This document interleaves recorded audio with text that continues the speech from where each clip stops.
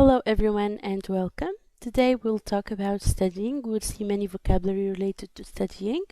We will see some formal organizing discourse markers. We'll see the zero conditional, it's a type of the conditionals, and approximate quantity phrases. Let's start. My daughter took a year off before starting university. My daughter took a year off before starting university. To take a year off or to take a year out means to have a year away from education or work. The college provides housing for undergraduates. The college provides housing for undergraduates. Undergraduate is someone studying for a first degree at college or university. When I was a freshman, everything seemed so exciting. When I was a freshman, everything seemed so exciting. Freshman or fresher is a student in their first year at college or university. I will be the first person in my family to get a degree. I will be the first person in my family to get a degree. To get a degree is to be awarded a qualification after college or university. I was so nervous before I took my driving test, but I passed. I was so nervous before I took my driving test, but I passed. To take a test or take an exam is to answer questions or perform actions to show how much you know about something. My brother enrolled in an accounting course this week. My brother enrolled in an accounting course this week.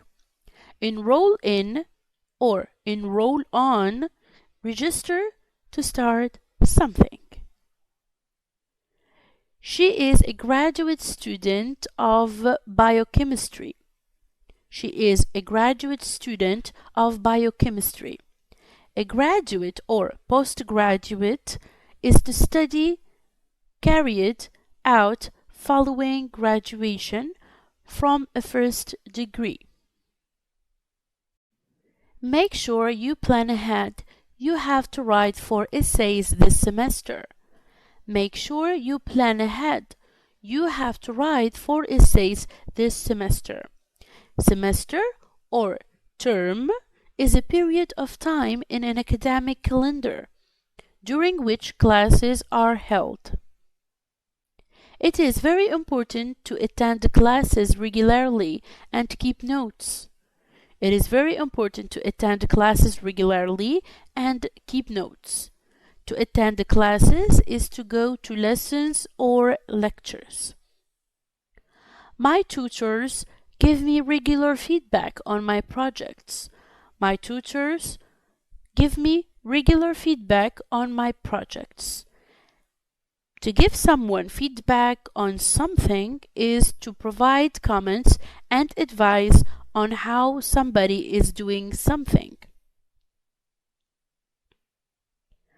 I worked late last night to meet the deadline for this report. I worked late last night to meet the deadline for this report. To meet the deadline is to finish something within a given time.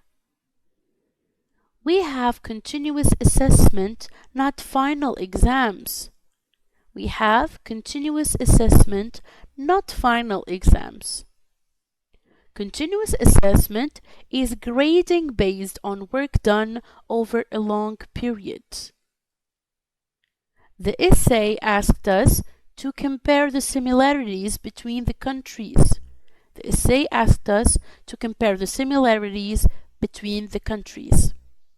Compare similarities, consider and describe how things are alike, how they are similar.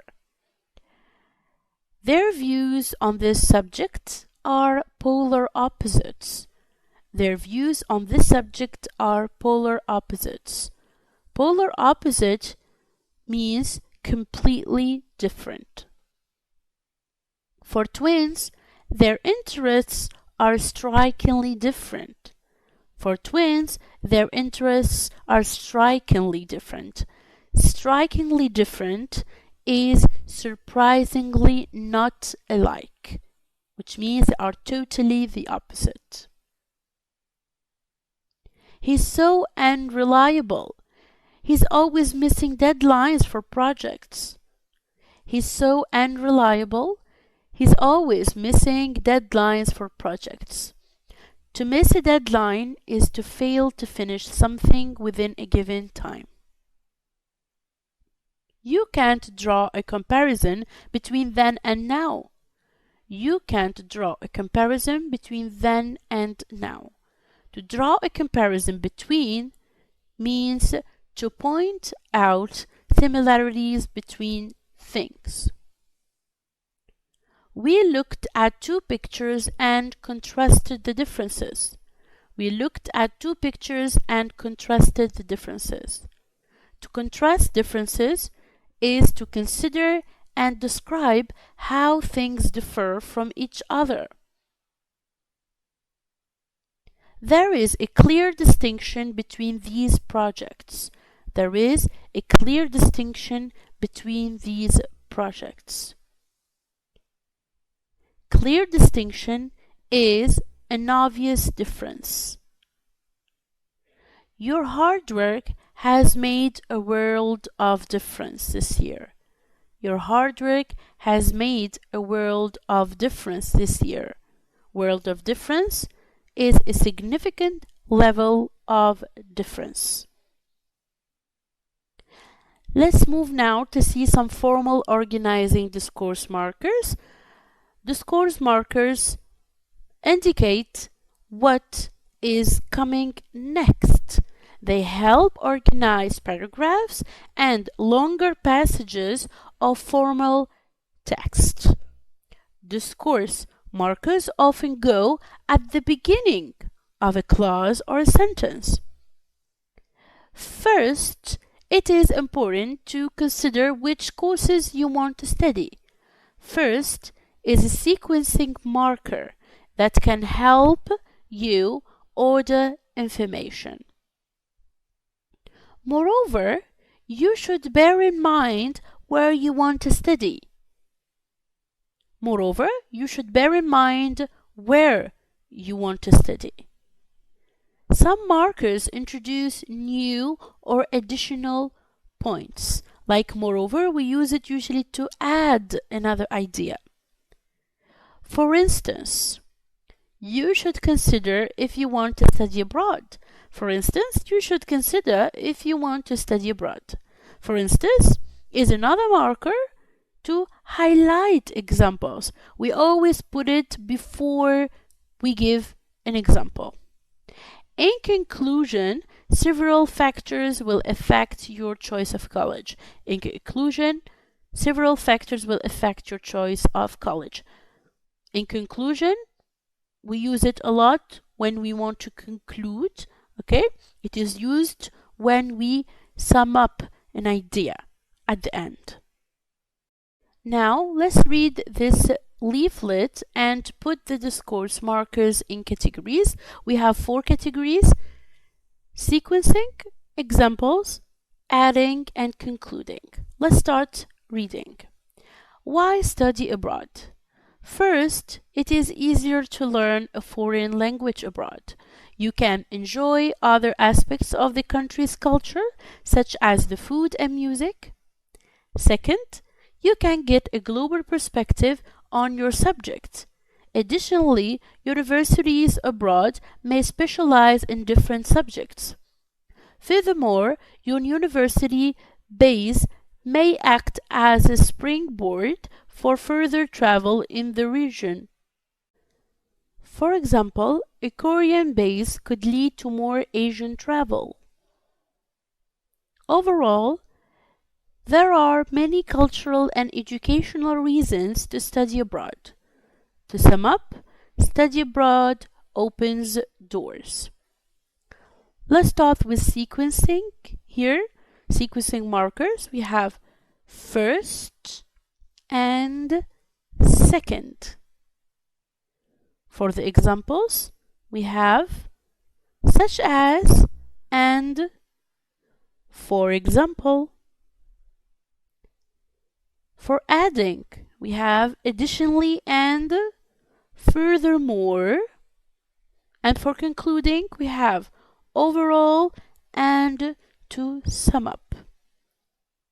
Let's move now to see the zero conditional. It is one of the types of the conditionals. You can use a zero conditional to talk about things that are generally or always true. Let's see the examples here. If you study every day, you learn more quickly. If you study every day, you learn more quickly. When you sign up for a club, you meet new people. When you sign up for a club, you meet new people. When can sometimes be used instead of if, so you can use if and sometimes you can use when. Unless you have a lot of money, don't join every club. Unless you have a lot of money, don't join every club. Unless means if not. If you don't have a lot of money, don't join every club. Let's match now the beginnings of the sentences to the correct endings. When you join the photography club, you can exhibit your own work. Number 1. You must pay to play tennis. You must pay to play tennis unless you join the club. Unless you join the club. Number 2. If you are a history student, you can join the historical society. You can join the historical society. Number 3. If you join the water sports club, you can learn how to sail. You can learn how to sail. Number 4. You can join today. You can join today. Unless you need more time to think. Unless you need more time to think. Let's fill in the gaps now using the words in the panel. Let's read the panel first. Discourse, review, make, get, use. If you try to write every word, you get lost very quickly. Number 1. If you hear markers, use them to help organize your notes. If you hear discourse markers, use them to help organize your notes. Number 2. When you take notes, a simple shorthand with symbols and abbreviations. When you take notes, use a simple shorthand with symbols and abbreviations. If your handwriting is messy, try to sure it is readable. If your handwriting is messy, try to make sure it is readable. Try to make sure it is readable. Number 4. Unless you record every lecture, try to your notes soon after. Unless you record every lecture, try to review your notes soon after. Let's move now to see some approximate quantities. If you have specific figures, it may be useful to give them. However, you may need to use more general terms if you do not have the figures or you want to avoid repetition. Let's see here. 3 out of 15 students live off campus. In some cases, students live off campus. In some cases, students live off campus. Some is a very unspecific word. It's a very, very general word here. And the only numbers it could not mean in this example are none, no case at all, or 1, or 15. Yani all the cases here. Let's see more examples. In the minority of cases, or in a few cases, employers provide funding for education. A minority is less than half, but often refers to much less than half. Very, very few cases, okay?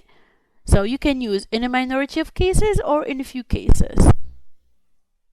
In most cases, or in the majority of cases, students can contact their professors online. So the word most and majority refer to more than half. In some cases, or in a number of cases, students can live in dorms or campus. These unspecific references could mean a majority or minority cases. We don't know. Minority and majority are often qualified. For example, small minority or vast majority. So we don't usually use minority and majority without a qualifying word before them. Let's see now approximate statistics. You can make statistics more general by modifying them also with words such as approximately, well, or just. Approximately half of the students are from Europe. So you are not sure that half of them are from Europe, so you can say approximately, تقريبا. Just under a third of the assessment consists of coursework. Just under a third of the assessment consists of coursework. Well over 50% of the course is online.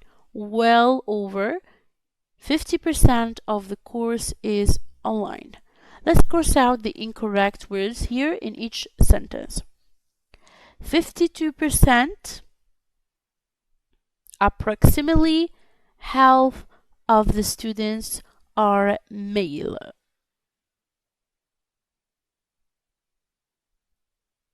Number 1. 97%, the vast majority of the lecture halls have wireless internet access. Number 2, 27%. Just over a quarter of classes are recorded for students to listen to online. Just over a quarter of classes are recorded for students to listen to online. Number 3, 85%. After 1 week, most people know their way around campus. Most people know their way around campus. Number 4, 4%. Only a tiny minority of our students do not have smartphones. Only a tiny minority of our students do not have smartphones. Number 5, 72%. Well over half of our students eat a hot meal on campus. Well over half of our students eat a hot meal on campus. Number 6, 67%. Just over 2/3 of our professors can speak 2 languages. Just over 2/3 of our professors can speak two languages. That's it for today. Thank you so much for your attention and see you soon. Goodbye.